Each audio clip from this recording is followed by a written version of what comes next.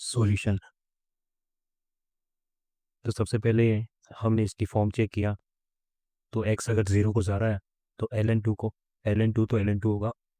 फिर यहाँ पे ln 0.5 है तो हम इसको तो ऐसे लिख सकते हैं ln 1/2। जिसको हम ऐसे भी लिख सकते हैं ln 1 माइनस ln 2। ln 1 तो 0 हो गया तो वहाँ पे ln 2 माइनस ln 2 तो न्यूमरेटर के अंदर 0 बन गया और ये ऑलरेडी 0 है तो ये 0/0 फॉर्म है। और हम सब जानते हैं कि 0/0 फॉर्म एक इनडिटरमिनेट फॉर्म होती है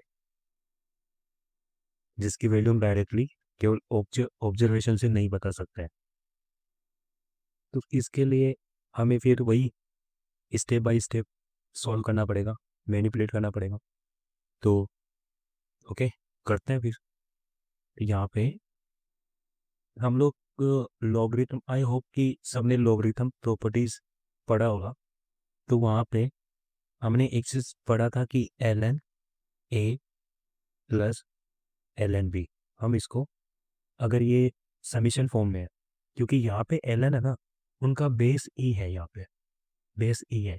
अगर बेस सेम है और वो समीशन फॉर्म में है तो हम उसको ऐसे लिख सकते हैं ln, मतलब मल्टीप्लिकेशन भी लिख सकते हैं, ऐसे हम उसको लिख सकते हैं।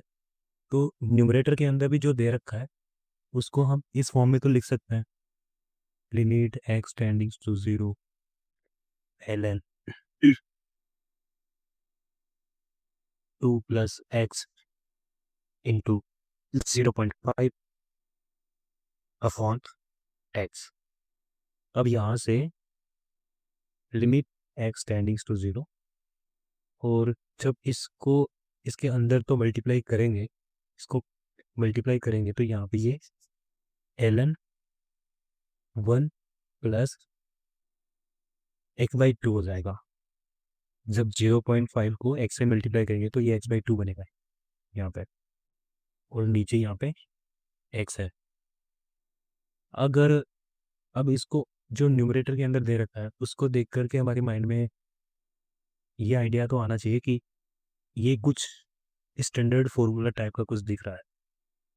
और वो स्टैंडर्ड फॉर्मूला क्या होता है कि जब limit x tendings to 0 ln 1 plus x upon x, इस सच है वैल्यू 1 होती है।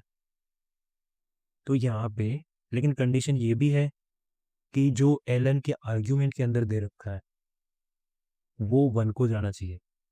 जब यहाँ पे x की वैल्यू 0 पुट करेंगे तो 0/2 तो 0 होगा, तो यहाँ अंदर 1 रहेगा, और ln 1 तो 0 होता है और नीचे 0, अभी भी ये इनडिटरमिनेट फॉर्म ही है। तो पहली कंडीशन ये 0 को जाना चाहिए और अंदर एंटायर एक्सप्रेशन है वो 1 को जाना चाहिए, जो कि है यहाँ पे। अब जो यहाँ पे x/2 है वही हमें नीचे बनाना है ताकि हम यहाँ पे स्टैंडर्ड फॉर्मूला को अप्लाई कर सकें। x/2 से ऊपर मल्टीप्लाई किया और नीचे डिवाइड कर दिया।